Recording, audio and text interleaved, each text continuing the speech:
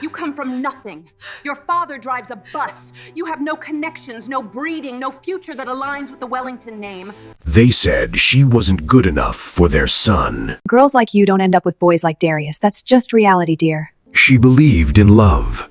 She believed that if two people cared about each other, nothing else mattered. But while she was busy loving their son, they were busy replacing her.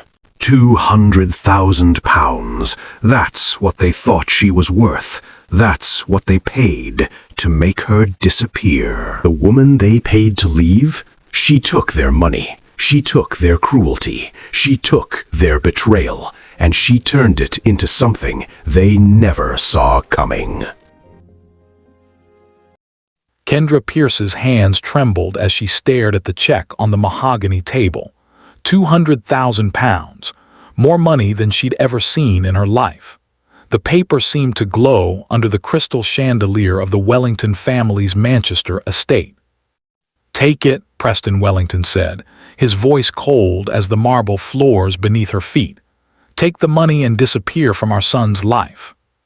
Kendra looked up at the man sitting across from her, silver hair perfectly styled, pale skin showing barely a wrinkle despite his 60 years, wearing a burgundy smoking jacket like he'd stepped out of a period drama. His gray eyes held nothing but contempt. Beside him sat Victoria Wellington, Darius's mother. She wore pearls and a cream cashmere sweater, her blonde hair swept into an elegant chignon. She hadn't spoken a word since Kendra had been summoned to this room, but her thin lips pressed together in obvious disgust said everything. "I don't understand," Kendra said quietly, her voice barely above a whisper. "Darius and I." "Darius is confused," Victoria finally spoke, her British accent dripping with disdain. "You're his phase, his little American adventure, but it's time for him to return to reality." "Reality," Kendra repeated, feeling something crack inside her chest. Preston leaned forward, clasping his hands on the table. "Miss Pierce, let me be frank. You are not suitable for this family. You come from nothing. Your father drives a bus in Philadelphia. Your mother works in a grocery store. You have no connections, no pedigree, no future that aligns with the Wellington name." Each word hit Kendra like a physical blow. She gripped the edge of her chair to steady herself. "I love your son," Kendra said, adding how her voice shook, "and he loves me." "Love," Victoria scoffed, actually laughing. "How charmingly naive. Darius will marry someone appropriate, someone from our world. You dear girl are simply not good enough." "Not good enough." The words echoed in Kendra's mind as she sat in that grand room, surrounded by oil paintings of Wellington ancestors looking down at her with the same judgment as the two people across the table. £200,000, Preston repeated, tapping the check. "That's more than you'd make in 5 years at whatever little job you're doing. Take it. Leave Manchester. Leave England. Go back to America and build whatever life you can. Sign the agreement and this money is yours." Kendra looked at the papers beside the check. A non-disclosure agreement. A contract promising she'd never contact Darius again, never speak about the Wellington family, never return to Manchester. "Does Darius know you're doing this?" Kendra asked. "Darius is in London on business," Preston said smoothly. "But yes, we've discussed it. He understands that this relationship must end. He's simply too conflict-averse to do it himself. We're doing him a favor. And we're doing you one too, giving you a fresh start with substantial capital." Kendra felt tears burning behind her eyes, but she refused to let them fall. "Not here. Not in front of these people. You're paying me to break his heart." "We're paying you to face reality," Victoria said sharply. "You were always temporary, Miss Pierce. Surely you knew that. Girls like you don't end up with boys like Darius. That's just how the world works. Girls like you." Kendra thought about the past 18 months, meeting Darius at a university networking event when she'd been doing her master's program in international business. The way he'd looked at her across the room like she was the only person there. Their first date at a small Italian restaurant in the Northern Quarter. The way he'd held her hand as they walked through Heaton Park. The night he'd told her he loved her, his brown eyes so sincere, so certain. She'd moved to Manchester for him, given up a job opportunity in New York, signed a lease on a tiny flat in Levenshulme because it was all she could afford, spent her savings trying to look presentable at Wellington family events where everyone else wore designer labels while she shopped at Primark. And all that time, his parents had been watching, judging, planning this moment. "I need to talk to Darius," Kendra said, reaching for her phone. "He won't answer," Preston said calmly. "We've made sure of that. He's in meetings all day. By the time he surfaces, you'll be gone and this unfortunate chapter will be closed." "You can't make me leave." "No," Victoria agreed. "But we can make your life in Manchester very uncomfortable. My husband sits on the boards of several major companies. I chair multiple social organizations. One word from us, and you'll find yourself unemployable in this city. Is that really how you want to spend your 20s? Struggling in a country that's not your home, clinging to a man whose family will never accept you?" Kendra stared at the check again. £200,000. She could go home, pay off her student loans, help her parents start over. But it would mean giving up Darius, giving up the life they'd talked about building together, giving up on love because his parents had decided she wasn't worthy. "I won't do it," Kendra said, pushing the check back across the table. "I won't take your money and I won't leave. Darius gets to make his own choices." Preston's expression darkened. "You're making a mistake." "Maybe," Kendra said, standing up on shaking legs, "but it's my mistake to make." She turned to leave the study, desperate to get out of this house with its suffocating wealth and crushing judgment. "Miss Pierce," Victoria called after her, "before you go, you should know something."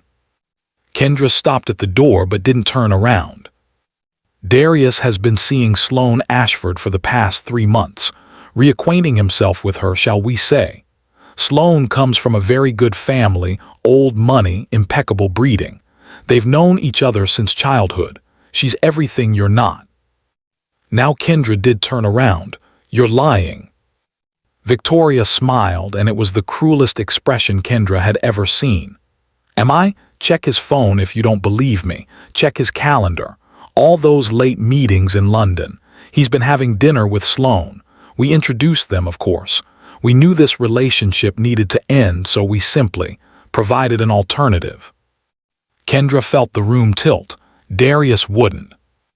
"Darius would do exactly what we raised him to do," Preston interrupted. "He's a Wellington. We've been grooming him his entire life to take over Wellington Holdings. That means making the right choices, marrying the right person, living the right life. You were never part of that plan." Kendra's phone buzzed in her pocket. She pulled it out with trembling hands. A text from Darius. "Sorry, babe, stuck in meetings all day. Dinner tonight, miss you." Below it, another notification. An Instagram post she'd been tagged in by someone she didn't know. She opened it. The photo showed Darius at an upscale London restaurant, sitting across from a stunning blonde woman in a designer dress. They were laughing, leaning close together. The caption read, "So happy to see Dee and Sloane back together. Some couples are just meant to be. Childhood sweethearts, London life couple goals." The post was dated 2 nights ago, the night Darius had told Kendra he was too exhausted from work to video chat. "Still want to refuse the money?" Preston asked quietly. Kendra looked at the photo, then at the Wellington sitting there watching her world crumble with satisfied expressions. She walked back to the table, picked up the pen, and signed the non-disclosure agreement. She took the check, and she left the Wellington estate without looking back. But what Kendra didn't know as she walked out of that mansion with tears streaming down her face and a check burning a hole in her purse was this. Preston and Victoria Wellington had just made the biggest mistake of their lives. They had humiliated the wrong woman, and soon they would realize exactly how costly that mistake would be. Before we continue with Kendra's heartbreak journey, hit that subscribe button right now. This story is going to leave you speechless. Drop a comment telling me what you do with that money, leave or stay. Now, let's see what Kendra does next. Kendra sat in her tiny flat in Levenshulme, the check spread on her second-hand coffee table. Her best friend Tasha Campbell sat beside her on the worn couch, one arm around Kendra's shoulders. "I can't believe they did this," Tasha said, her dark brown skin flushed with anger. Tasha was from Brooklyn, and she'd moved to Manchester for a job in marketing 2 years earlier. She'd been Kendra's first real friend in the city, and right now, she looked ready to commit violence on Kendra's behalf. "I can't believe Darius did this," Kendra whispered, looking at the Instagram post again on her phone. She'd scrolled through the woman's profile: Sloane Ashford, old money, boarding school education, debutante, everything Kendra wasn't. "Have you talked to him? He keeps texting like nothing's wrong, asking about dinner tonight, acting like," Kendra's voice broke, "acting like he's not cheating on me." "What are you going to do?" Kendra looked at the check. £200,000, blood money, shame money, money meant to erase her from Darius Wellington's life like she'd never existed. "I'm going to take it," Kendra said slowly, "but not for the reasons they think." Tasha pulled back to look at her friend. "What do you mean?" "They called me not good enough," Kendra said, and for the first time since leaving the Wellington estate, she felt something other than pain. She felt anger, cold, clarifying anger. "They said girls like me don't end up with boys like Darius, that I have no future that aligns with their precious name. They're classist assholes." "They're right about one thing," Kendra interrupted. "I don't have a future with Darius, not because I'm not good enough, but because he's not good enough for me. Any man who lets his parents pay off his girlfriend is trash." "So what's the plan?" Kendra picked up the check, holding it up to the light from her window. "The plan is I'm going to take their money.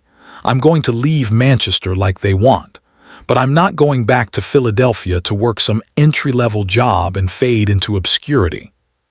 "Then what?" "I'm going to build an empire," Kendra said, and even though her eyes were still red from crying, her voice was steady. "I'm going to become exactly what they said I could never be, and someday, somehow, the Wellingtons are going to realize they didn't pay me to go away.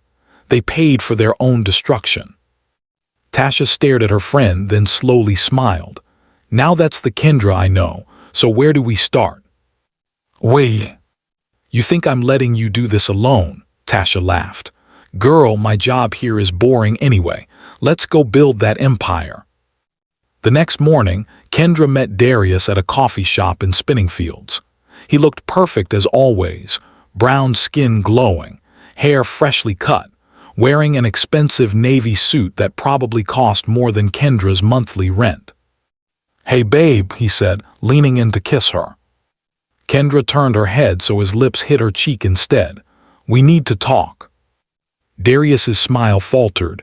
"That sounds ominous. What's wrong?" Kendra pulled out her phone and showed him the Instagram post of him and Sloane. "Want to explain this?" The color drained from Darius's face. "Kendra, that's not what it looks like." "Really? Because it looks like you've been having romantic dinners with your ex while lying to me about being in meetings." "Sloane is just a friend. Our parents set up a business dinner. It didn't mean anything." "Your parents," Kendra repeated flatly.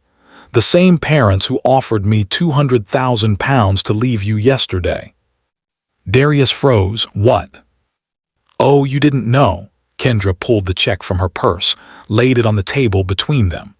"Your father and mother invited me to your family home, told me I wasn't good enough for the Wellington name, told me girls like me don't end up with boys like you, and then they offered me this to disappear." Darius stared at the check, his mouth opening and closing. "I didn't. I had no idea they would." "Didn't you? You've been pulling away for months, Darius. All those late meetings, all those times you were too tired to see me. Meanwhile, your parents were setting you up with someone more appropriate." "Kendra, I love you." "No, you don't," Kendra said, and she was surprised by how calm she felt. You love the idea of rebelling against your parents. You love having an exotic American girlfriend to show off to your friends. But when it came down to choosing between me and your family's approval, you chose them. You've been choosing them all along. That's not fair. You know what's not fair? I gave up a job in New York for you. I moved to a country where I don't have family, don't have connections, don't have anything except you. And you couldn't even be bothered to tell your parents to back off. You let them treat me like trash while you played both sides. Darius reached for her hand. Don't do this. We can work through it. I'll talk to my parents. Too late, Kendra said, pulling her hand away. She stood up from the table. I'm leaving Manchester. I'm going to cash this check. And I'm going to forget I ever met Darius Wellington. Kendra, please. Goodbye, Darius. She walked out of the coffee shop, leaving him sitting there with the check on the table. She didn't look back. She didn't cry. She just kept walking, one foot in front of the other, toward whatever future she was going to build from the ashes of this humiliation. 1 week later, Kendra Pierce boarded a flight, but she didn't fly to Philadelphia. She flew to London. She'd spent the week doing research, making calls, setting up meetings. The £200,000 wasn't revenge money anymore. It was seed capital. Tasha met her at Heathrow Airport, having flown in from Manchester with both their belongings packed into suitcases. You really think this is going to work? Tasha asked as they loaded their bags into a rental car. It has to, Kendra said, because I'm not going to let the Wellingtons be right about me. I'm not going to be the girl who wasn't good enough. I'm going to be the woman they wish they'd never underestimated. So what's step 1 of this master plan? Kendra pulled out a folder from her carry-on bag. Inside were business proposals, market research, investor contact information. She'd barely slept all week, working around the clock to turn her humiliation into motivation. Step 1, Kendra said, is we stop thinking small. The Wellingtons think I'm just some poor American girl who got lucky dadding their son. They have no idea what I'm actually capable of. And what are you capable of? Kendra smiled, and it was the first real smile she'd managed since sitting in Preston Wellington's study. We're about to find out. Kendra's plan was ambitious, maybe even crazy. She'd gotten her master's degree in international business, specializing in corporate restructuring and investment. During her time in Manchester, she'd networked extensively, attending every industry event she could afford, collecting business cards, making connections. Now she was going to use all of it. Her first stop was a meeting with Malcolm Porter, a Black American venture capitalist she'd met at a conference 6 months earlier. Malcolm was in his 50s, originally from Chicago, and had built his fortune by identifying promising startups and helping them scale. They met at his office in Canary Wharf, all glass and steel overlooking the Thames. Kendra Pierce, Malcolm said, shaking her hand with a firm grip. He was a tall man with dark brown skin starting to show gray at his temples, wearing a perfectly tailored charcoal suit. I was surprised to get your call. Last time we talked, you were happily settled in Manchester. Things changed, Kendra said simply, sitting across from his desk. They usually do. Malcolm leaned back in his chair, studying her. So what brings you to London? Your message said you had a business proposition. Kendra opened her laptop and pulled up the presentation she'd been working on obsessively. I want to start an investment firm focused on minority-owned businesses in the UK. Specifically, businesses run by immigrants and first-generation entrepreneurs who are systematically overlooked by traditional venture capital. Malcolm's eyebrows rose. That's ambitious. I know the market, Kendra continued. I've spent the last year and a half in Manchester studying it. There are hundreds of talented business owners, African, Caribbean, South Asian, Eastern European, who can't get funding because they don't fit the profile of what British investors think success looks like. They don't have the right connections or backgrounds. And you think you can change that? I think there's money to be made by investing in people that everyone else is ignoring. And I think I can build relationships with communities that traditional firms can't access." Malcolm was quiet for a moment, then he smiled. "You know, when I first came to the UK 20 years ago, I had almost this exact same idea, but I was told it wasn't viable, that the market was too niche." "What changed?" "I stopped asking for permission and just did it anyway. Made my first million within 3 years." He looked at her presentation on the screen. "How much capital are you working with?" £200,000 to start." "That's not enough." "I know, that's why I'm here. I need a partner. Someone with experience, connections, and credibility.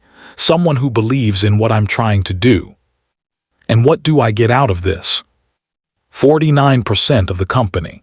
I maintain controlling interest. But you get access to a pipeline of high-potential businesses that you'd never see otherwise. And you get to invest in something that actually matters, leveling a playing field that's been rigged for centuries. Malcolm studied her for a long moment. "Where did you get the capital?" Kendra hesitated, then decided on honesty. "I was paid to leave Manchester, to leave someone's life, by his family. They thought I wasn't good enough for their world." "And now you're going to prove them wrong." "No," Kendra corrected. "I'm going to prove them irrelevant. I don't care what they think anymore. I care about building something real." Malcolm laughed, a deep, genuine sound. "I like you, Kendra Pierce. You've got fire. Tell you what, I'll put in 200,000 to match your investment. We'll start with 400,000 pounds and see what we can build. But I want one condition." "What's that?" "We do this right. No shortcuts, no revenge plots, no letting personal feelings cloud business judgment. If we're going to build something real, it has to be based on solid fundamentals, not just anger." Kendra extended her hand. "Deal." They shook on it, and Pierce Porter Investments was born. The first year was brutal. Kendra and Tasha worked 18-hour days from a small office in Shoreditch. They sourced deals, met with potential clients, pitched investors, built spreadsheets until their eyes crossed. Tasha had transitioned from marketing into operations, handling the day-to-day logistics while Kendra focused on deal-making and investor relations. Malcolm provided guidance, connections, and occasionally, tough love when Kendra got too ambitious too fast. "You're trying to save the world," Malcolm told her after she proposed taking on 6 new clients when they could barely handle 3. "That's admirable, but it's also how you burn out and fail. Focus on doing a few things excellently rather than many things adequately." Kendra learned to listen. She learned to be patient. She learned that building real success took time and discipline. Their first major win came 8 months in. They'd invested in a Nigerian woman named Adiz who ran a beauty supply company. Traditional investors had passed on her because she didn't have enough business experience, which was code for, "We don't think someone like her can scale." Kendra saw something different. She saw a woman with deep community connections, an underserved market, and a brilliant mind for logistics. Pierce Porter invested £50,000. Within 6 months, Adiz's company had tripled its revenue. Within a year, they were fielding acquisition offers from major retailers. "You saw something everyone else missed," Adiz told Kendra at a celebration dinner after they'd negotiated a deal that would make everyone involved very wealthy. "You believed in me when no one else would." "I know what it's like to be underestimated," Kendra said. "I decided I wasn't going to do that to anyone else." That deal put Pierce Porter Investments on the map. Suddenly, they had credibility. Other investors started paying attention. More entrepreneurs sought them out. Kendra hired a team. She moved the company to a larger office. She started getting invited to industry conferences as a speaker, not just an attendee. And she never, not once, thought about Darius Wellington. Well, that's not quite true. Sometimes late at night, When she was working on a particularly difficult deal or facing a setback, she'd remember sitting in Preston Wellington's study being told she wasn't good enough. And then she'd work harder. 3 years after leaving Manchester, Kendra Pierce stood on stage at a major UK business conference, giving a keynote speech about inclusive investing. She wore a tailored emerald blazer and black slacks, her natural hair styled in elegant twists. She spoke with confidence about building wealth in overlooked communities, about the business case for diversity, about seeing potential where others saw risk. The audience of several hundred investors and entrepreneurs gave her a standing ovation. After the speech, she was surrounded by people wanting to network, to pitch ideas, to get advice. She collected business cards, made connections, and smiled until her face hurt. "Excuse me, Ms. Pierce." Kendra turned to see a young white man in an expensive suit hovering nervously. Something about him seemed familiar, but she couldn't place it. "Yes. I'm Elliot Wellington. I think you knew my brother Darius." Kendra's smile froze on her face. She hadn't heard that name spoken aloud in 3 years. "That was a long time ago," she said carefully. "I know, I wanted to apologize for my family, for how they treated you." Elliot looked genuinely uncomfortable, shifting his weight from foot to foot. "I was at university then, wasn't around much, but I heard what happened. It was wrong." "Thank you," Kendra said, unsure what else to say. "And also," Elliot hesitated, "I was wondering if you'd be interested in a business meeting with my father. He'd like to discuss a potential opportunity with Pierce Porter Investments." Now Kendra understood. Preston Wellington wanted something from her. The man who'd paid her to disappear now needed her expertise. "What kind of opportunity?" she asked, keeping her voice neutral. "Wellington Holdings has been struggling. We've made some bad investments, missed some market shifts. My father is looking for a turnaround specialist, someone who can restructure the company and restore profitability. Your name keeps coming up in those conversations." Kendra felt a strange sensation in her chest. Not quite satisfaction, not quite anger, something in between. "Tell your father to send me a formal proposal," she said. "My assistant will schedule something if it looks promising." "Thank you, Ms. Pierce, really." Elliot walked away, and Kendra stood there in the conference hall, people milling around her, trying to process what had just happened. The Wellingtons needed her. Preston Wellington, who'd called her not good enough, was about to ask for her help. And Kendra Pierce, the girl from Philadelphia who'd once cried in a tiny Manchester flat over a check meant to erase her, was the one with all the power now. She pulled out her phone and texted Tasha, "You're not going to believe what just happened." The game is about to change. Kendra is about to walk back into the Wellingtons' world, but this time, she's the one calling the shots. If you're invested in this story, smash that like button right now. Comment below what you think Kendra should do, help them or watch them fall. Let's continue the story. Kendra sat in the conference room of Pierce Porter Investments' London office, staring at the formal proposal that had arrived by courier that morning. The Wellington Holdings logo stared back at her from the top of the page, elegant, traditional, dripping with old money prestige. The company was in trouble, bad trouble. According to the financial documents Preston Wellington had included, Wellington Holdings had lost 30% of its value over the past 2 years. Bad investments in failing retail chains, mismanaged real estate deals, a reputation for being out of touch with modern markets. They needed restructuring. They needed fresh perspective. They needed someone who understood how to navigate a changing business landscape. They needed Kendra. "This is wild," Tasha said, reading over Kendra's shoulder. Tasha had been promoted to Chief Operating Officer of Pierce Porter Investments, and she looked the part in her burgundy blazer and designer glasses.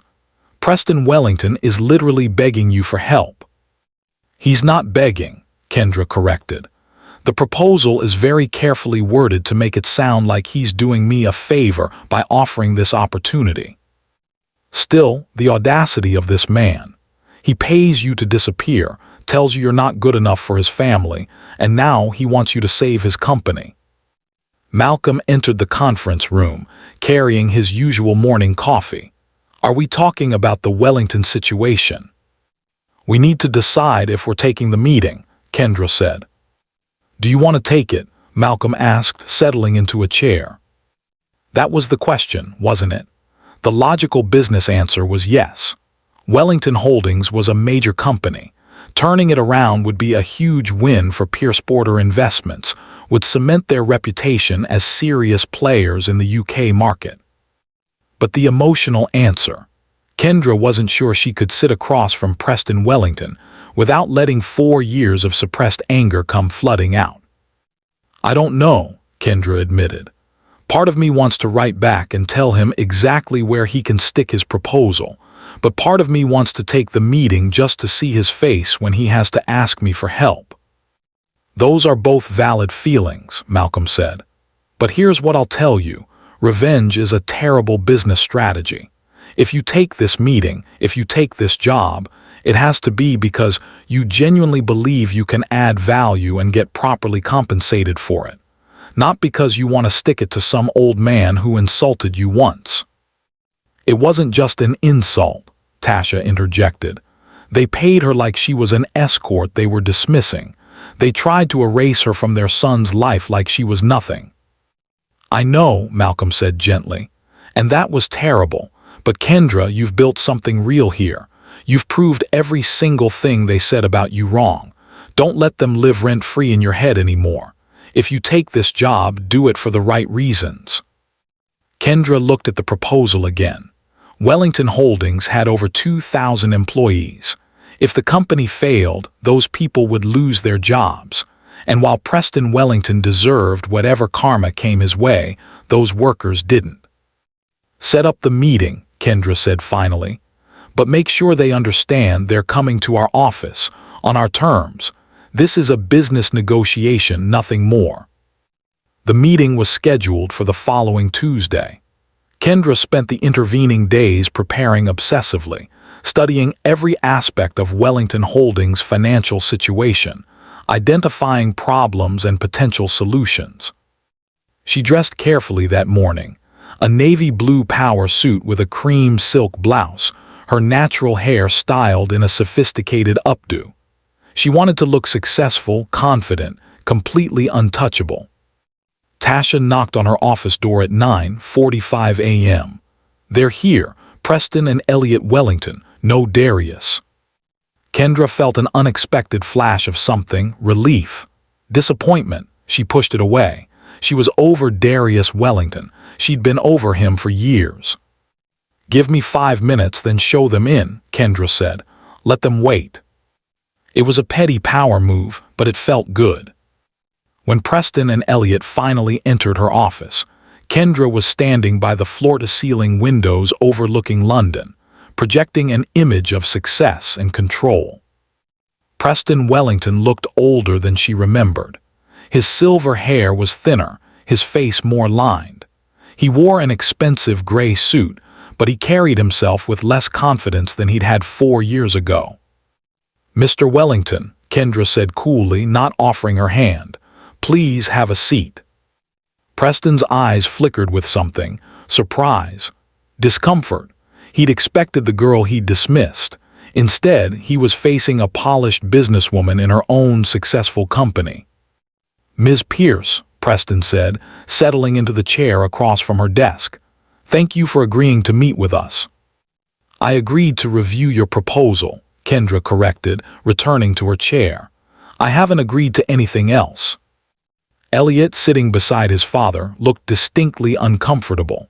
He was younger than she'd initially thought at the conference, probably mid-20s, with the same refined features as his brother but softer, less arrogant. Right, of course, Preston cleared his throat.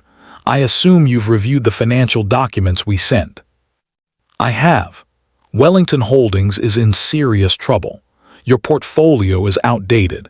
Your investment strategy is reactive rather than proactive, and you're hemorrhaging value because you keep trying to operate like it's 1985. Preston's jaw tightened. He clearly wasn't used to being spoken to so directly. That's a rather harsh assessment. It's an accurate assessment, Kendra replied. Your company is failing because you've refused to adapt to changing markets. You've ignored emerging industries, overlooked diverse consumer bases, and maintained an old boys network approach to deal-making that stopped being effective a decade ago. Which is why we're here, Elliot interjected smoothly. We need someone with fresh perspective, someone who understands modern markets and can guide us through a restructuring process. Why me specifically? Kendra asked. There are dozens of restructuring firms in London. Why Pierce Border Investments? Preston and Elliot exchanged a glance. Finally, Preston spoke.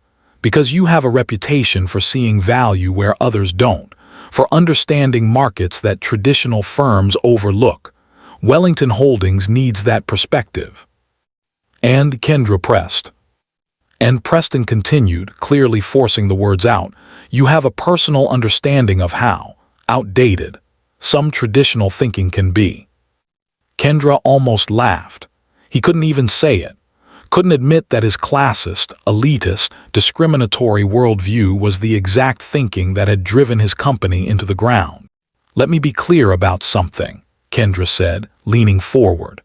4 years ago, you paid me £200,000 to disappear from your son's life.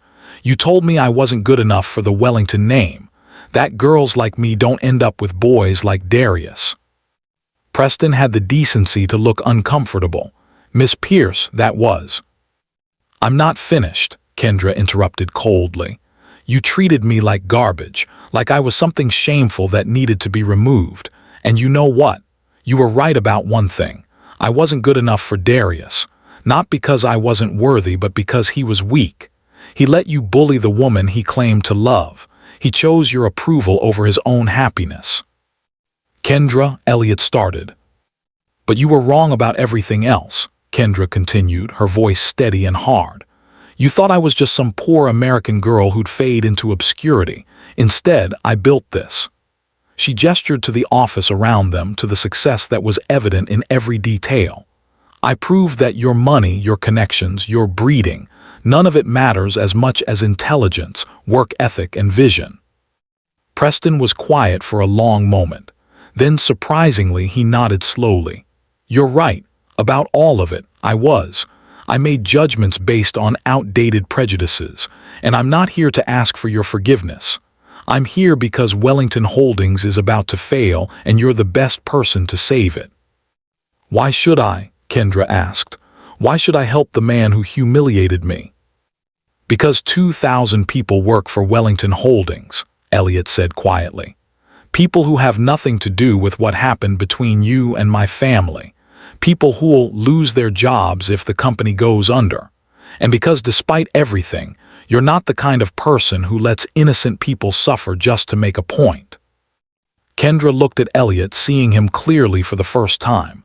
He was different from Darius, more genuine, less entitled.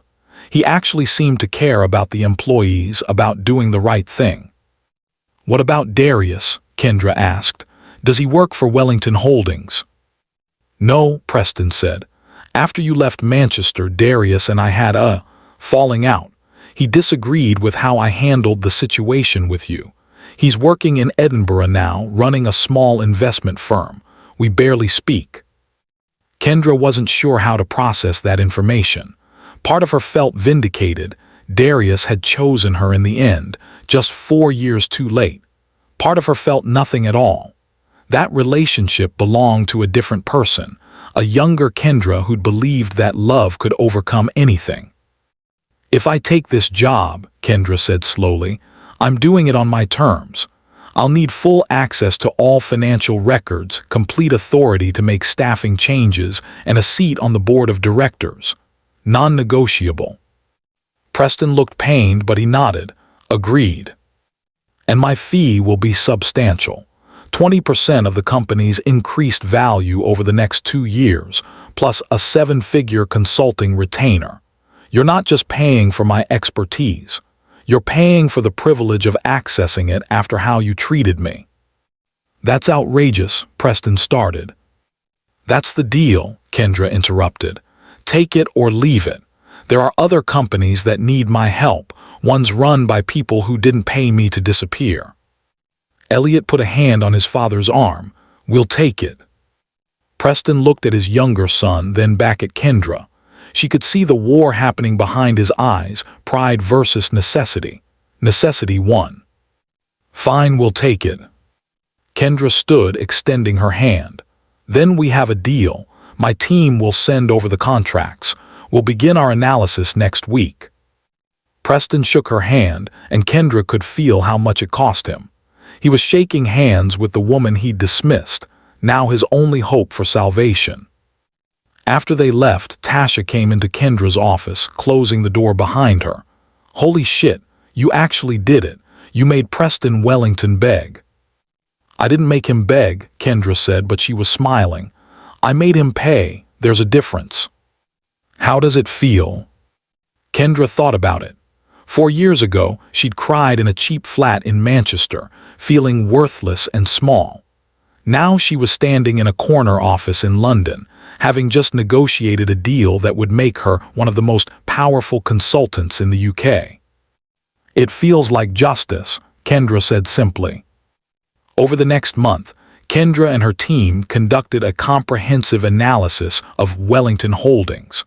What they found was worse than the initial proposal had suggested. The company wasn't just struggling. It was built on a foundation of nepotism, missed opportunities, and willful ignorance of changing markets. Look at this, Tasha said, pulling up a spreadsheet in their war room. They'd converted an entire floor of their building into workspace for the Wellington project. The senior leadership team, all white men, average age 62. Not a single woman, not a single person of color. No wonder they can't connect with modern consumers. Malcolm was reviewing investment portfolios.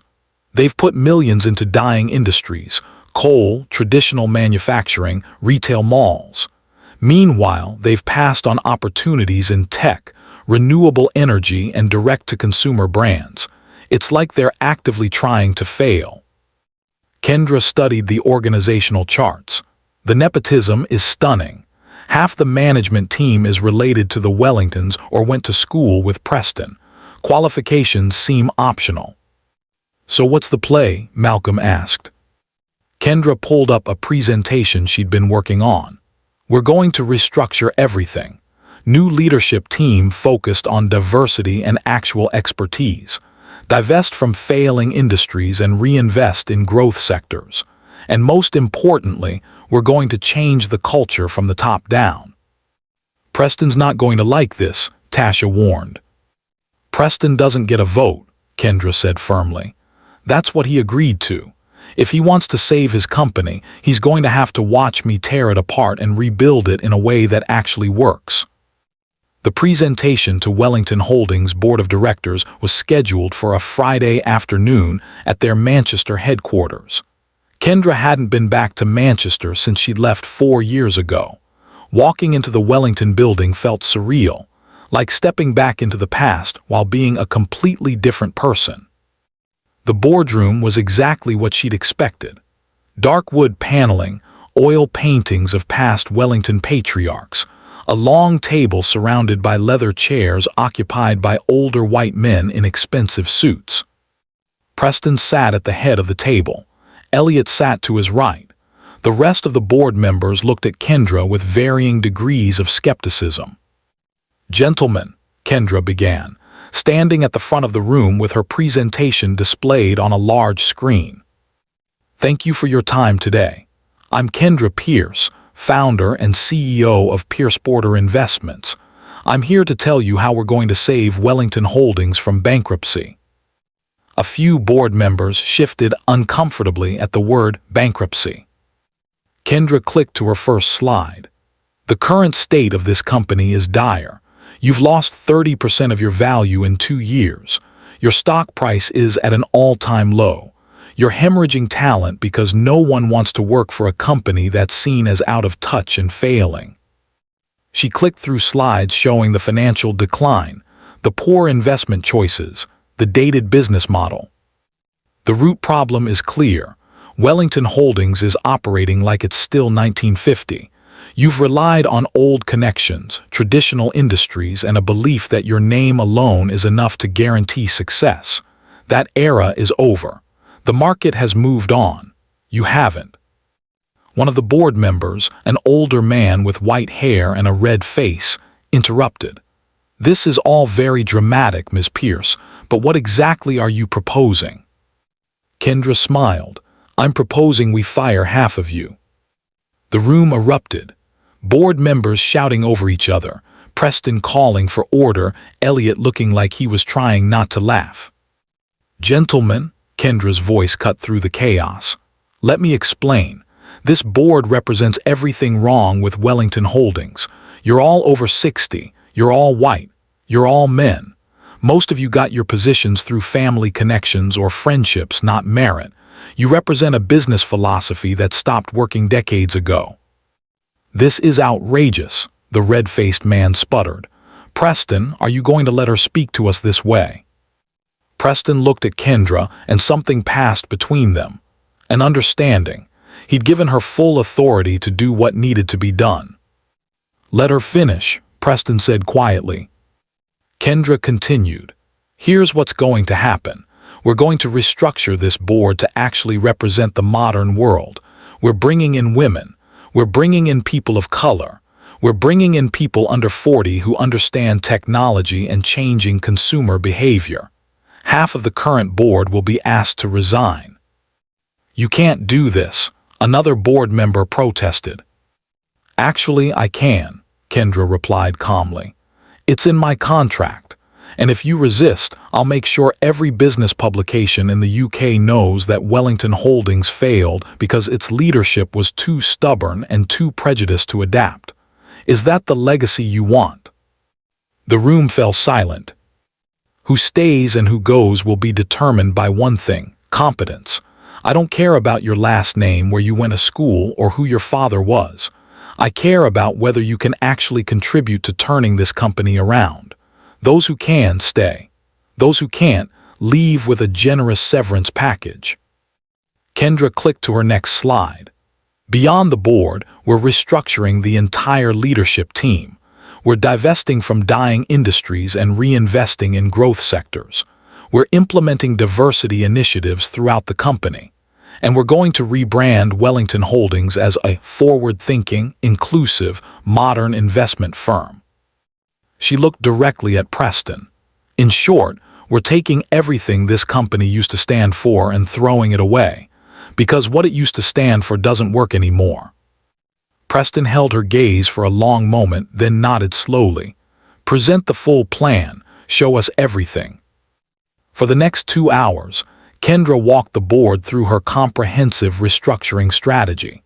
She showed financial projections, outlined new investment opportunities, presented candidates for the new diverse leadership team. Some board members pushed back. Others asked thoughtful questions. Elliot took detailed notes and asked about implementation timelines. By the end, even the most skeptical board members couldn't deny the logic of Kendra's plan. It was bold, maybe even radical, but it was also the company's only real chance for survival. "We'll vote on the proposal next week," Preston announced. "Board members will receive the full documentation for review." After the meeting, as board members filed out looking shell-shocked, Elliot approached Kendra. "That was brilliant," he said quietly. "Brutal but brilliant." "Change is always brutal," Kendra replied, "especially for people who have never had to change before." "Can I ask you something?" Elliot hesitated. "Do you hate us, my family?" Kendra considered the question honestly. "I did for a long time, but now, I don't feel anything toward your family. You're just clients. This is just business." "Darius asks about you sometimes," Elliot said. "When we do talk, he regrets how things ended." "He should," Kendra said simply, But that's not my problem anymore. Kendra is about to transform Wellington Holdings from the inside out, but she has no idea that the Wellingtons are hiding one more secret, one that will change everything. If you're loving this story, please don't forget to hit that subscribe button now, and also give the video a thumbs up. The vote on Kendra's restructuring plan passed 9-3. 3 board members resigned immediately rather than face the changes. Kendra replaced them within a week with a female tech entrepreneur, a black British economist, and a South Asian venture capitalist who specialized in sustainable industries. The transformation of Wellington Holdings began in earnest. Kendra was ruthless. Every department underwent review. Underperforming executives were let go, regardless of their connections to the Wellington family. New talent was brought in, people who actually knew how to navigate 21st century markets. She divested the company from coal investments, shutting retail partnerships and outdated manufacturing. She reinvested in renewable energy, tech startups, and direct-to-consumer brands focused on diverse markets. The business press had a field day. Wellington Holdings undergoes radical transformation under controversial consultant, read one headline. Another, from old money to new vision, how Kendra Pierce is reinventing a British institution. Not everyone was happy. Kendra received angry emails from fired executives, LinkedIn messages accusing her of destroying tradition, and even some thinly veiled threats from people who didn't appreciate an American woman, a black American woman, tearing apart their old boys club. She ignored all of it and kept working. 6 months into the restructuring, Wellington Holdings released its quarterly earnings. For the first time in 3 years, the company showed growth. Not huge growth, but enough to prove that Kendra's strategy was working. The stock price started climbing. Industry analysts began praising the transformation. Job applications to Wellington Holdings surged as word spread that the company was actually a good place to work now. Kendra was exhausted but satisfied. She'd proved beyond any doubt that she knew exactly what she was doing. Then on a rainy Tuesday evening, everything changed. Kendra was working late in her temporary office at Wellington Holdings' Manchester headquarters when Preston knocked on her door. "Do you have a moment?" he asked. Kendra was surprised. Preston usually avoided direct interaction with her, communicating through Elliot or formal emails. "Sure," she said, gesturing to the chair across from her desk. Preston sat down, and for the first time, Kendra saw him look truly uncomfortable. Not just professionally uncomfortable, personally uncomfortable. "I owe you an apology," Preston said without preamble. "A real one, not a business apology, a human one." Kendra set down her pen and waited. "4 years ago, I treated you abominably," Preston continued. "I judged you based on nothing but prejudice and snobbery. I made assumptions about who you were and what you were capable of based solely on your background, and I was catastrophically wrong." "Yes, you were," Kendra said simply. "I told myself I was protecting my son, protecting my family legacy, but really I was just protecting my own narrow worldview. I couldn't accept that someone like you, someone who didn't fit my limited definition of appropriate, could be exactly what Darius needed, what our family needed." Preston looked down at his hands. "Darius hasn't forgiven me, you know. He moved to Edinburgh partly to get away from me. We barely speak, and I know it's because of how I treated you." "That's between you and your son," Kendra said. "I know, but I wanted you to understand. I didn't just hurt you that day. I hurt my own family. I damaged my relationship with my son because I was too proud and too stupid to see past my own biases."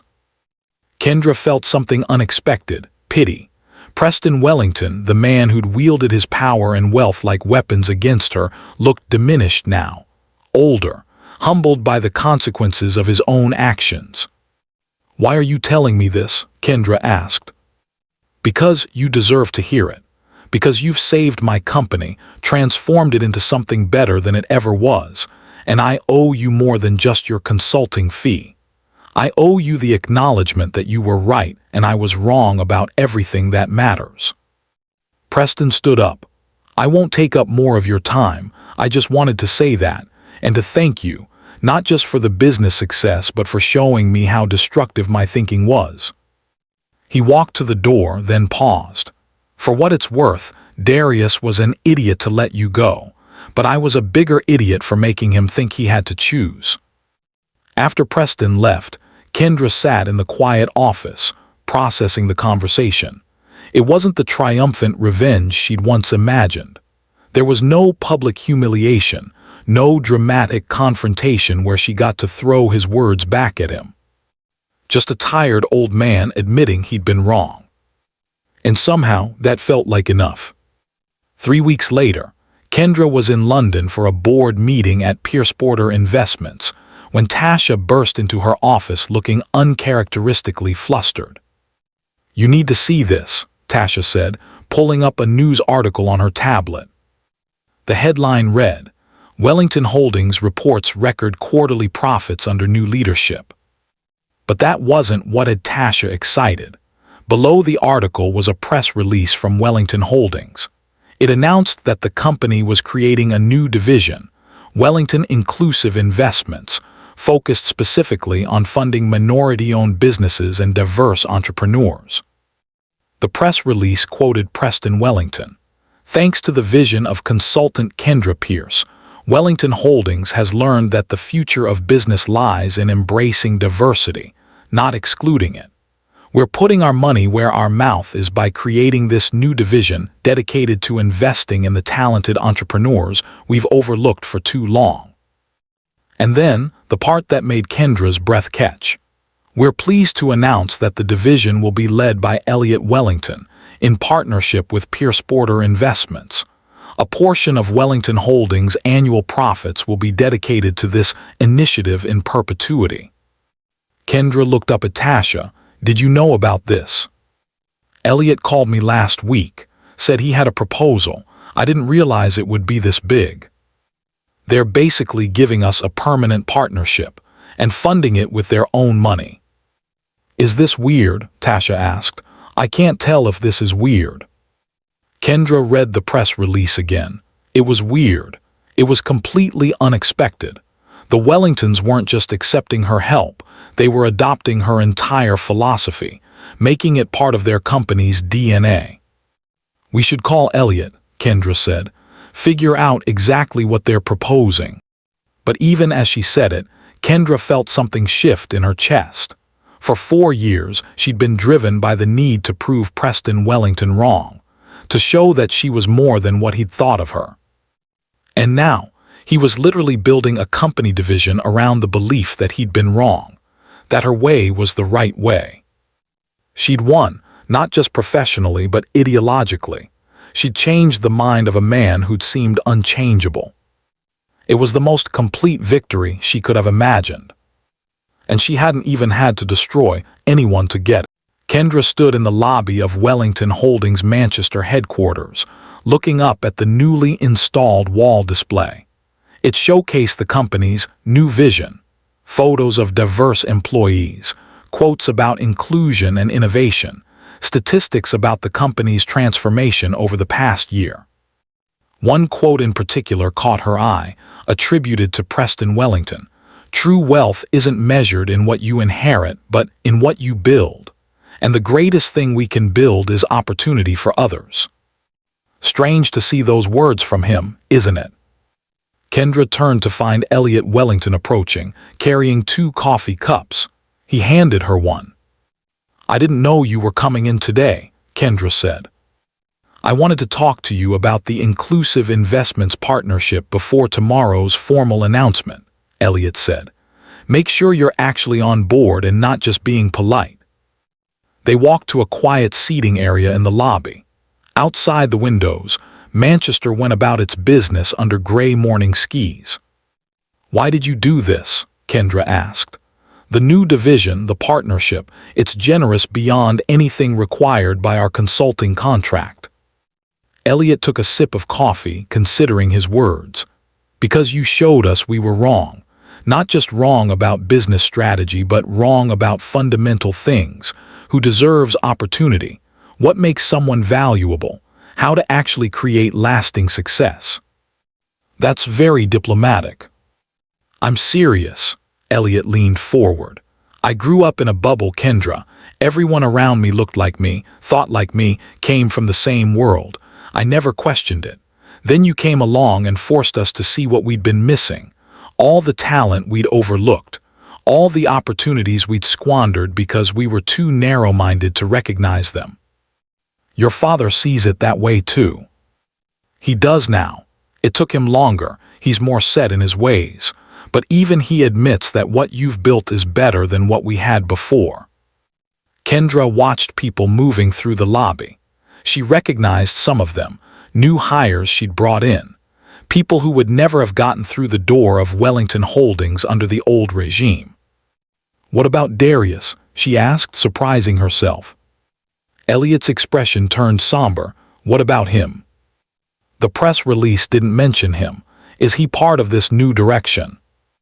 Darius is complicated. He knows what we're doing. He supports it from what I understand, but he's kept his distance from the family business. Because of me. Because of what happened with you, yes, but also because of Dad. They had a massive fight after you left. Darius blamed Dad for driving you away. Dad blamed Darius for being weak and letting you go. Neither of them has really forgiven the other. Kendra felt an unexpected pang of guilt. She'd imagined the Wellingtons as a united front, a monolithic force of privilege and prejudice. She hadn't considered that her departure might have fractured the family itself. That wasn't my fault, she said, more to herself than to Elliot. No, it wasn't, Elliot agreed. It was Dad's fault and Darius's. They both made choices. You just forced them to live with the consequences. Is Darius happy in Edinburgh? I think so. He's building something real, a small investment firm focused on ethical investing. It's not as grand as Wellington Holdings, but it's his. He's not living in Dad's shadow anymore. Good, Kendra said and meant it.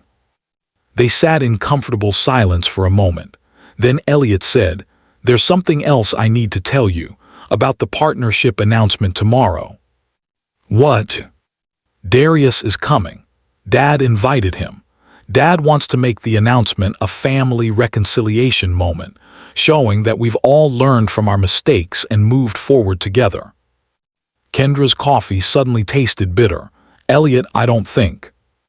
I know. I told Dad it was a bad idea, but he's convinced that having Darius there, publicly supporting the new direction, will show the business world that the Wellingtons are serious about change. And what does Darius think about this? He agreed to come. I think he wants to see you, actually. Kendra's heart did something complicated in her chest. She hadn't seen Darius in 4 years. She'd built an entire new life, become an entirely different person. The girl who'd loved him felt like someone from a past life. But apparently, Darius was still there, in some corner of her mind where unfinished business lived. I can't promise it won't be awkward, Kendra said. Elliot smiled. I'm counting on it being awkward, might make the press conference more interesting. Kendra spent the rest of the day preparing for the announcement, pushing thoughts of Darius aside to focus on the details of the partnership. Malcolm flew in from London to attend, as did several members of Pierce Porter's senior team. That evening, back in her hotel room, Kendra video called Tasha. How are you holding up? Tasha asked, her face filling the screen. I'm fine. Why wouldn't I be fine? Because tomorrow you're going to see the man who broke your heart, the father who paid you to leave, and the family that humiliated you, all while announcing a business partnership that ties you to them indefinitely. When you put it that way, it does sound stressful, Kendra admitted, flopping back on the hotel bed. Have you thought about what you're going to say if Darius tries to talk to you? I haven't thought about it at all, which is probably a mistake. Do you still have feelings for him? Kendra stared at the ceiling, considering the question honestly. I don't know. I loved who I thought he was, but that person might not have ever really existed. The real Darius let his parents control him, let them pay me off, chose their approval over our relationship. People change, though. Elliot said Darius stood up to his dad after you left. 4 years too late, after I'd already left, after the damage was done, Kendra sighed. I don't hate him, Tash, but I don't know if I can forgive him either. And I definitely don't know if seeing him tomorrow is going to bring back feelings I thought I'd buried. Want me to fly up there? I can be in Manchester by midnight. No, Kendra said, smiling at her friend's loyalty. I need to do this myself. Besides, it's just a press conference. How bad could it be? The press conference was scheduled for 10 a.m. at Wellington Holdings' main conference center. Kendra arrived early, going over her remarks one more time while technicians set up cameras and microphones. Preston arrived looking distinguished in a navy suit. Elliot was with him, looking more nervous than Kendra had ever seen him. Everything's ready, Elliot said. The press is assembling. We're expecting good turnout. This partnership is big news in the UK business world. Where's Kendra started to ask, then stopped herself. Darius is running late, Preston said, checking his phone. Traffic from Edinburgh, he'll be here. Kendra told herself she didn't care. That seeing Darius or not seeing him made no difference to her professional responsibilities today. She was lying, of course. Malcolm squeezed her shoulder reassuringly. You've got this. This is your victory lap, remember. Everything else is just noise. At 9:55 a.m., 5 minutes before the press conference was set to begin, the conference room doors opened. And Darius Wellington walked in. Kendra's breath caught in her throat. He looked older, not dramatically different, but there were subtle changes. His dark hair was shorter, more professional. He'd grown a neat beard. He wore a well-tailored charcoal suit, but his brown eyes, those were the same. Still warm, still expressive, still capable of making Kendra's heart do things she'd rather it didn't. Their eyes met across the conference room. For a moment, neither of them moved. The 4 years collapsed. Kendra was suddenly 27 again, sitting in that Manchester coffee shop, watching her future crumble. Then Preston cleared his throat, breaking the spell. Darius, thank you for coming. Dad, Darius said, his voice carefully neutral. Then turning to Kendra, hello, Kendra. Darius. So formal, so distant, so completely unlike the way they'd once been with each other. We should start, Elliot said, clearly uncomfortable with the tension in the room. The press is ready. The press conference went smoothly, at least professionally. Preston announced the new Inclusive Investments Division, praised Kendra's role in transforming Wellington Holdings, and outlined the partnership with Pierce Porter Investments. Kendra gave her remarks, focusing on the business case for diversity and the opportunities the partnership would create. She was confident, articulate, every inch the successful CEO. When it came time for questions from the press, most were about the financial details and strategy. But then a reporter from the Manchester Evening News asked the question Kendra had been dreading. Ms. Pierce, is it true that you used to date Preston Wellington's son, and that the relationship ended badly? The room fell silent. Kendra glanced at Preston, who looked mortified. Elliot looked ready to tackle the reporter. Darius stared down at his hands. Yes, Kendra said simply. Darius Wellington and I were in a relationship several years ago. It ended. But this partnership has nothing to do with personal history. It's about business, about creating opportunities, about building something meaningful. Next question. Another reporter. But doesn't the personal history create a conflict of interest? How can we trust that this partnership is based on merit rather than complicated personal dynamics? Before Kendra could respond, Darius stood up. I'd like to address that, he said, his voice carrying across the room. Preston looked alarmed. Elliot grabbed his brother's arm, but Darius gently pulled away and walked to the microphone. 4 years ago, I made the biggest mistake of my life, Darius said, looking directly at Kendra. I let my family pressure me into ending a relationship with an extraordinary woman. I was weak. I chose their approval over her, and I've regretted it every day since. Kendra felt her carefully constructed composure begin to crack. But here's what that mistake taught me, Darius continued. It taught me that the only thing that matters is doing what you know is right, regardless of what anyone else thinks, which is why I left Wellington Holdings, why I built my own firm based on my own values, and why I'm here today supporting this partnership. He turned to face the press. Kendra Pierce is the most talented businessperson I've ever known. She saved Wellington Holdings when it was failing. She changed my father's worldview, which, believe me, is harder than it sounds. And she did all of it not because of me, not because of our past, but because she's brilliant and driven and refuses to accept limitations that other people try to place on her. Darius looked at his father. Dad, I'm proud of you. I'm proud that you admitted you were wrong, that you let Kendra show you a better way. That takes courage. Then he looked at Kendra and his eyes held everything he wasn't saying.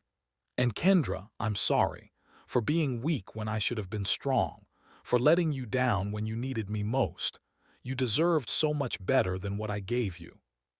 The room was absolutely silent. Cameras flashed. Reporters scribbled notes frantically. Kendra stood frozen, torn between wanting to hug Darius and wanting to slap him for doing this publicly, for making her feel things she didn't want to feel. Preston stood up, putting a hand on his son's shoulder. That was, well said, Darius, thank you. The press conference concluded shortly after. As reporters filed out and technicians broke down equipment, Kendra found herself alone with the Wellington men, Preston, Elliot, and Darius. That was not part of the plan, Preston said to Darius. I know, but it needed to be said. Can I talk to you? Darius asked Kendra. Alone. Kendra looked at Malcolm, who nodded subtly. She could handle this. 5 minutes, she said. They went to a small conference room down the hall. Darius closed the door, and suddenly they were alone for the first time in 4 years. You look incredible, Darius said. I mean, you always looked incredible, but now you look powerful, successful, happy. I am those things, Kendra said. No thanks to you. Darius flinched but nodded. I deserve that. I deserve worse than that, honestly. Why did you do that? The public apology. That wasn't necessary for the partnership. I know, but it was necessary for me. I've carried the guilt of what I did to you for 4 years, Kendra. I needed you to know that I know I was wrong, that I've spent every day since you left wishing I could go back and do things differently. You can't go back, Kendra said. None of us can. I know, but maybe we could go forward, not romantically, he added quickly, seeing her expression. I'm not asking for that, I don't deserve that, but maybe we could be friends, eventually. Kendra studied him. This older, seemingly wiser version of the man she'd once loved. He'd grown up, apparently, learned from his mistakes, built something of his own instead of living in his father's shadow. But did that erase the hurt? Did personal growth excuse past weakness? I don't know, Kendra said honestly. You broke my heart, Darius. You let your parents treat me like garbage and you stood by and let it happen. And when it was over, you didn't even have the courage to break up with me yourself. You let them do that too. I was a coward. Yes, you were. I'm not anymore, or I'm trying not to be. Kendra looked at him, really looked at him. She could see the sincerity in his eyes, the genuine regret. But she could also see something else. He was hopping for absolution. Hopping that by apologizing, by admitting his mistakes, she would magically forgive him and they could move forward like nothing had happened. But that's not how healing worked. I appreciate the apology, Kendra said carefully, and I'm glad you've grown as a person, but I'm not ready to be your friend, Darius. Maybe someday, but not today. Disappointment flickered across his face, but he nodded. I understand, and Kendra, for what it's worth, I never stopped low. Don't, Kendra interrupted. Don't say it, because it doesn't matter anymore. Whatever we had, whatever we might have been, that's gone. I'm a different person now. You're a different person. Those two people who dated in Manchester, they don't exist anymore. Right, of course, Darius stepped back. I'll let you get back to your team, but thank you for listening. He moved toward the door, then paused. You really did save my family's company, you know. And in doing that, you saved my family. My relationship with my father was destroyed after you left. But seeing him work with you, seeing him actually change his views and admit he was wrong, it's the first time in years we've been able to have a real conversation. I didn't do it for your family, Kendra said. I did it for the 2,000 employees who would have lost their jobs if Wellington Holdings failed. I know, which makes it even more impressive. After Darius left, Kendra stood in the empty conference room, processing everything that had just happened. She'd seen him, heard his apology, felt the pull of old feelings trying to resurface. And she'd walked away anyway. Because she'd meant what she said to him.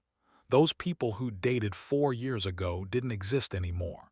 She wasn't the insecure young woman desperate to fit into his world, and he wasn't the weak man who'd let his family control his life. They were different people now, and maybe that was okay. 6 months after the press conference, Kendra stood in the newly opened offices of Wellington Inclusive Investments. The division she'd helped create was thriving. 20 employees, 40 diverse businesses in their portfolio, and a reputation as the most exciting new player in UK venture capital. Elliot ran the day-to-day operations with passion and skill. He'd proven himself to be genuinely committed to the mission, not just using it as a PR move. Today was the division's official launch party. Investors, entrepreneurs, and business leaders filled the modern office space. Kendra moved through the crowd, shaking hands, making connections, enjoying the fruits of her labor. Quite a turnout, Malcolm said, appearing at her elbow with champagne flutes. He handed her one. You should be proud. We should be proud, Kendra corrected. This was a team effort. But you were the catalyst. None of this happens without you walking into that Wellington estate 4 years ago and refusing to stay buried. Tasha joined them, looking sharp in a burgundy dress. Speech time. Elliot's about to introduce you. Kendra made her way to the small stage at one end of the office. Elliot was already there, microphone in hand. Thank you all for coming, Elliot said. Today marks the official launch of Wellington Inclusive Investments, a division dedicated to funding the talented entrepreneurs that traditional firms overlook. This initiative wouldn't exist without one person, someone who showed Wellington Holdings that our greatest asset isn't our name or our history, but our willingness to evolve. Please welcome Kendra Pierce. Applause filled the room as Kendra took the microphone. Thank you, Elliot. 4 years ago, I was a young woman sitting in this city feeling like I wasn't good enough, like I didn't belong in rooms filled with powerful people. Like my background, my appearance, my story somehow disqualified me from success. She looked around the room, seeing diverse faces watching her intently. I was wrong, and more importantly, the people who made me feel that way were wrong. Because success isn't about where you come from, it's about where you're going. It's about the work you put in, the vision you have, and the courage to keep pushing forward when people tell you that you can't. Kendra's voice grew stronger. Wellington Inclusive Investments exists because I refused to accept that my story was over, because I turned humiliation into motivation, because I proved that the only person who gets to define my worth is me. She paused, letting her words sink in. And now we're going to make sure that other people, other entrepreneurs who are told they're not good enough, not connected enough, not right enough, get the same chance I got, to prove everyone wrong, to build something real, to succeed on their own terms. The room erupted in applause. As Kendra stepped off the stage, she saw Preston Wellington standing near the back of the room. He caught her eye and raised his champagne glass in a silent toast. She nodded back. There was no dramatic confrontation, no moment where she got to gloat about her victory, just a mutual acknowledgement. You were wrong, I was right, and we all moved forward. Later that night, after the party had wound down and most guests had left, Kendra found herself on the office balcony overlooking Manchester. The city lights stretched out before her, the same city where she'd once felt so small and lost. Mind if I join you? Kendra turned to find Darius standing in the doorway. He wore a simple black suit, his beard neatly trimmed. He looked different from the man at the press conference 6 months ago, more settled, more at peace. I didn't know you were coming, Kendra said. Elliot invited me, said I should see what the division had become. Darius stepped onto the balcony, keeping a respectful distance. It's impressive, Kendra, really impressive. Thank you. They stood in silence for a moment, watching the city. I've been doing therapy, Darius said suddenly, working through a lot of things, understanding why I made the choices I made, why I was so desperate for my father's approval that I sacrificed my own happiness, and yours. That's good, everyone should do therapy. My therapist asked me what I would say to you if I had the chance, if I could really explain myself, and I realized, I don't think I can. There's no explanation that makes what I did okay. I was weak when you needed me to be strong. I chose comfort over courage, and I lost the best thing that ever happened to me. Kendra looked at him. Are you telling me this hopping I'll say it's okay, that I forgive you? No, I'm telling you because you deserve to hear it. You deserve to know that losing you was the wake-up call I needed. That everything good in my life now, the firm I built, the relationship I've repaired with my father, the person I've become, it all started with the guilt and regret of letting you go. I'm glad you grew from it, Kendra said sincerely. I really am, but Darius, I need you to understand something. Your growth doesn't obligate me to give you another chance. Your apologies don't erase the hurt. You getting better doesn't mean we get to go back. I know, I'm not asking for that. Then what are you asking for? Darius looked out at the city. Permission to stop feeling guilty, to know that you're happy, that you've moved on, that I didn't permanently damage you. Kendra felt something release in her chest, because that's what this had always been about, hadn't it? Not about whether she could forgive him, but whether he could forgive himself. You didn't damage me, Kendra said firmly. You hurt me, but I healed, I grew. I became someone stronger because of what I went through. You and your family tried to make me feel worthless, and instead you motivated me to prove my worth. So no, Darius, you didn't damage me.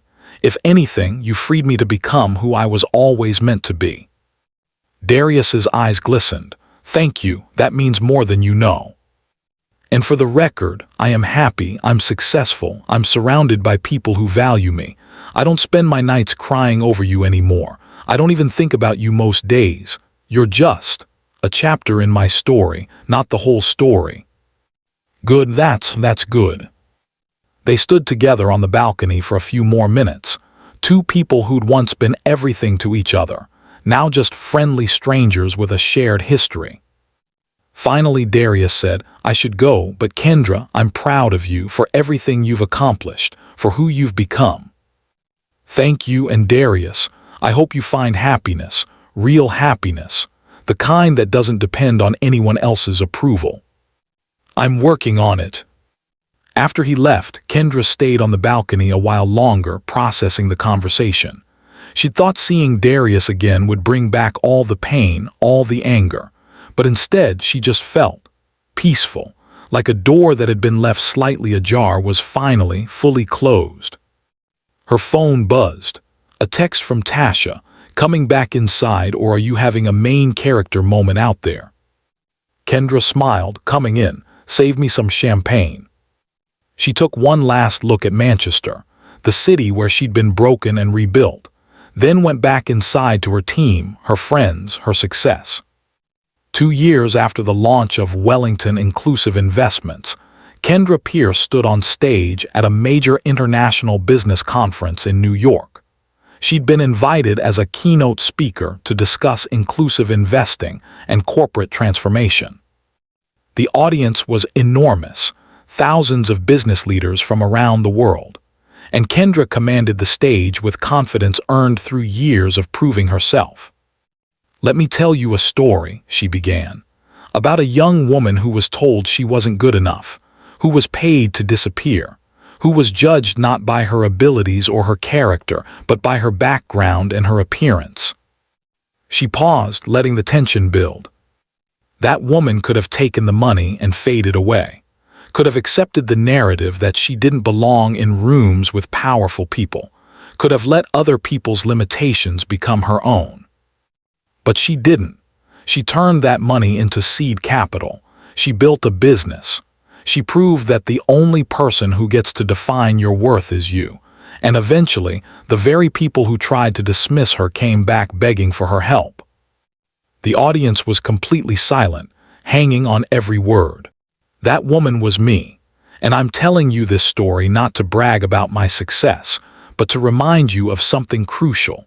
The people who underestimate you are often the ones standing in their own way. They're so committed to their narrow view of the world that they can't see the opportunities right in front of them. Kendra's voice grew stronger. Your job, whether you're an entrepreneur, an investor, or a business leader, is to look for the talent and potential that others overlook, to understand that different backgrounds bring different perspectives, to know that the next great business mind might not look like the last one, might not talk like you, might not come from the right family or go to the right school. And if you're someone who's been underestimated, if you're someone who's been told you're not good enough, don't believe them.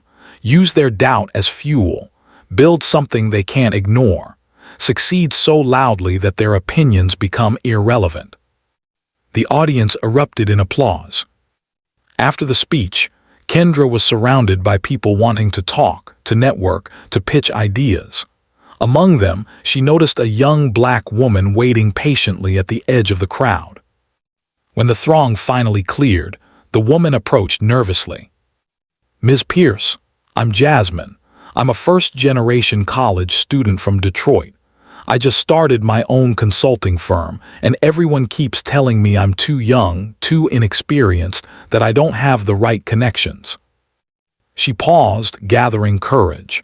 "But then I heard your story, and I realized that maybe being underestimated is actually an advantage, because when people don't expect you to succeed, they don't see you coming." Kendra smiled, seeing herself in this young woman's determination. "You're absolutely right. They won't see you coming, and by the time they realize how good you are, you'll already be winning." She pulled out a business card. "Call my office next week. Let's talk about your firm. Maybe there's a way Pierce Porter Investments can help." Jasmine's eyes filled with tears. "Thank you. You have no idea what this means." "Actually," Kendra said, thinking back to a younger version of herself crying in a Manchester flat, "I do. I know exactly what it means." That evening, Kendra had dinner with her mother at a restaurant in Brooklyn. Her mother, Diane Pierce, was a strong woman with dark brown skin and gray-streaked natural hair, who still worked at the same grocery store she'd been at for 20 years. "Look at you," Diane said, pride shining in her eyes. "My baby girl on stages in front of thousands of people, speaking at conferences, running a company. Sometimes I can't believe it." "I learned from the best," Kendra said, squeezing her mother's hand. "You learn to work hard, yes, but everything else, that drive, that determination, that's all you, baby." "Mom, can I ask you something?" "Always." "When I first called you from Manchester after the Wellingtons paid me off, you told me to take the money and come home, but then you said something else. Do you remember?" Diane smiled. "I said, baby, you can come home, but don't come home defeated. Come home planning your next move." That's what changed everything for me. Realizing that accepting their money didn't mean accepting their judgment. That I could take what they meant as an ending and turn it into a beginning. You always were stubborn, Diane said fondly. Even as a little girl. If someone told you that you couldn't do something, that just made you more determined to do it. I get that from you. Damn right you do. They laughed together, and Kendra felt a wave of gratitude for this woman who'd raised her with such strength and wisdom. Mom, I want you to retire. I can afford it now. You don't need to keep working at that store. Diane waved her hand dismissively. I like my job, I like the people. Besides, what would I do all day if I retired? Sit around watching TV? No thank you. You could travel, come visit me in London, see the world. Maybe I will, but on my own terms when I'm ready. Don't try to manage me, Kendra Pierce. I'm still your mother. Yes, ma'am. 3 months later, Kendra received an unexpected email. The subject line read, "From Darius Wellington." She almost deleted it without reading, but curiosity won. Kendra, I hope this email finds you well. I'm writing to let you know that I'm getting married. Her name is Sarah, and she's wonderful. She's a teacher, completely outside the business world, and she doesn't care about any of the Wellington name or history. I wanted you to hear it from me, rather than seeing it in the press or through Elliot. I also wanted to say thank you. I know that sounds strange, but meeting you, losing you, learning from that loss, it made me the person I needed to be to find real happiness. You taught me what real strength looks like, what real integrity looks like. I hope you're thriving. From what I hear, you certainly are. Pierce Porter Investments is doing incredible work. Take care. Darius. Kendra read the email twice, then she replied. Darius. Congratulations on your engagement. I'm happy for you, genuinely. Thank you for letting me know. And you're welcome, I suppose, though I can't take credit for your growth. You did that work yourself. I am thriving, life is good. I wish you and Sarah all the best. Kendra. She hit send and closed her laptop, and realized with some surprise that she really did wish him well. The anger that had fueled her for so long had finally, completely burned out. In its place was just peace. 5 years after leaving Manchester with a check for £200,000, Kendra Pierce stood in the penthouse apartment she just purchased in London. Floor-to-ceiling windows offered a stunning view of the Thames and the city beyond. Tasha was helping her unpack, pulling decorative items from boxes and placing them around the space. This place is insane, Tasha said. Remember when we lived in that tiny flat in Levenshulme with the radiator that barely worked? How could I forget? You complained about it every single day. For good reason, I could see my breath inside the apartment, but look at us now. Tasha gestured at the luxurious space, living our best lives. Malcolm arrived carrying wine and Chinese takeout. Housewarming gifts, he announced, though I suspect you can now afford your own wine. But can I afford your friendship? Kendra teased. Not even close, I'm priceless. They settled on the living room floor, eating takeout straight from the containers like they used to in the early days of Pierce Porter Investments. Should we toast? Malcolm suggested, raising his wine glass. To what? Kendra asked. To proving them wrong, Tasha said. To building something real, Malcolm added. To not letting anyone else define your worth, Kendra finished. They clinked glasses and drank. Later, after Malcolm and Tasha had left, Kendra stood by the windows looking out at London. Her phone buzzed with a notification, an article about Pierce Porter Investments being named one of the top investment firms in the UK for the 3rd year running. She thought about Preston Wellington, about that day in his study when he'd called her not good enough. She wondered if he ever thought about that conversation, if he ever regretted not just the cruelty of his words, but the short-sightedness of his judgment. Probably not. People like Preston rarely thought that deeply about the people they hurt. But it didn't matter anymore, because Kendra had built a life that had nothing to do with his opinion of her. She'd succeeded not to spite him, but because she'd refused to let anyone's limitations become her own. Her phone rang, an unknown number with a Manchester area code. "Hello, Ms. Pierce, this is Victoria Wellington, Preston's wife." Kendra felt her body tense. She hadn't spoken to Victoria since that awful day 4 years ago.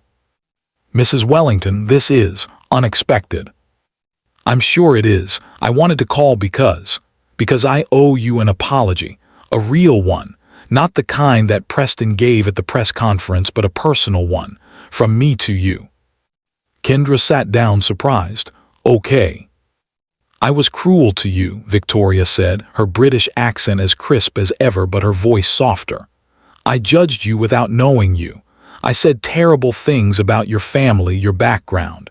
I treated you like you were somehow less than because you didn't come from wealth. And I was wrong. Completely, utterly wrong." "Why are you calling me now?" "Because my daughter. You never met her, Sloane. She just graduated from university. She wants to start a business, and she's struggling because investors won't take her seriously. They see a young woman, they see the Wellington name and assume she's just playing at business with daddy's money." Victoria paused, and I finally understood. I finally saw what we did to you, how we dismissed you based on factors that had nothing to do with your abilities, and I realized what a hypocrite I was. Kendra didn't know what to say. "I'm not calling to ask for anything," Victoria continued. "I'm certainly not asking you to meet with Sloane, though she does admire you tremendously. I'm calling because you deserved an apology from me, one that acknowledges that I was a snob and a bully, and that you've shown more grace in your success than I ever showed in mine." "Thank you," Kendra said finally, "for calling, for saying that." "You're welcome, and Kendra, I'm sorry, truly deeply sorry." After Victoria hung up, Kendra sat in her apartment processing the conversation. The Wellingtons kept surprising her. They'd gone from villains to clients to, what? Allies, friends. She wasn't sure. But she did know this. They'd changed, really changed, and in some small way she'd been the catalyst for that change. That felt good. 10 years after leaving Manchester, Kendra Pierce published a book, Good Enough: How Being Underestimated Became My Greatest Asset. The book became an international bestseller. It told her story, the humiliation, the heartbreak, the determination to prove everyone wrong. But more than that, it told the stories of dozens of other entrepreneurs who'd been overlooked, dismissed, or underestimated, and how they'd turned that adversity into success. The book launch was held at a major bookstore in London. Hundreds of people attended. Among them, sitting in the back row, was Elliot Wellington with his wife and 2 children. After the reading and Q&A, Elliot approached Kendra at the signing table. "Incredible book," he said. "I couldn't put it down." "Thank you. I didn't expect to see you here." "I wouldn't have missed it. Kendra, I want you to know, working with you changed my life. You showed me what real leadership looks like, what real values look like. My kids are growing up in a different world than I did, partly because of what you taught me." That's the best compliment I could receive. Elliot hesitated, then said, "Dad wanted to come tonight, but he thought it might be awkward, but he did want me to give you this." He handed Kendra an envelope. Inside was a handwritten letter on Preston Wellington's personal stationery. "Dear Kendra, congratulations on your book. I read it cover to cover in one sitting. It was painful to read the chapter about how my family treated you. Seeing my own cruelty reflected back at me through your words was humbling in a way I can't fully express. You were right about everything. I was a prejudiced, narrow-minded fool who nearly destroyed my own company because I couldn't see past my own biases. But more than that, I failed as a human being. I hurt a young woman who deserved kindness and respect. I prioritized status and tradition over decency. I will never forgive myself for that, but I'm grateful that you didn't let my failure become yours, that you took the worst moment of your life and transformed it into a story of resilience and triumph. I hope someday you can truly forgive me, not because I deserve it, but because you deserve to be free of any lingering hurt I caused. With profound respect and regret, Preston Wellington. Kendra folded the letter carefully and put it back in the envelope. She'd never expected this real, genuine remorse from the man who'd once seemed incapable of seeing her as human. "Tell your father thank you," Kendra said to Elliot, "and tell him I do forgive him, not for his sake but for mine, because I don't want to carry anger anymore. I want to carry hope." Elliot smiled. "I'll tell him, he'll be glad to hear it." On the final page of Good Enough, Kendra had written, "This book is dedicated to everyone who's been told they're not enough, not smart enough, not pretty enough, not connected enough, not the right kind of person for success. You are enough, you always were. The people who try to make you feel small are themselves small. Don't let their limitations become yours. Take their doubt and transform it into fuel. Take their dismissal and turn it into determination. Take their check and build an empire. Because the best revenge isn't making them regret what they did to you. The best revenge is becoming so successful, so happy, so fulfilled that what they did to you becomes irrelevant. You are good enough, now go prove it."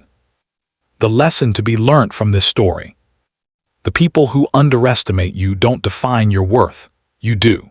When someone tries to make you feel inferior, remember that their judgment says more about their limitations than yours. The greatest success isn't making your critics apologize. It's building a life so full and meaningful that their opinions become irrelevant. Don't waste your energy on revenge. Invest it in becoming undeniable. True victory isn't about destroying those who hurt you.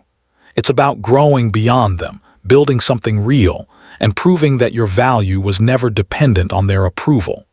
When someone pays you to disappear, take the money and reappear as someone they can't ignore. Not because you need their validation, but because you've validated yourself. And sometimes, the best outcome isn't getting the apology you deserve, but no longer needing it.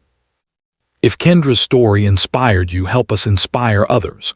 Subscribe to this channel right now. Hit that like button. Drop a comment sharing your own not good enough moment and how you overcame it. Share this story with someone who's facing their own Wellingtons, whether that's a toxic family, a discriminatory boss, or anyone who tried to make them feel small. Your story isn't over. It's just beginning. Thank you for watching.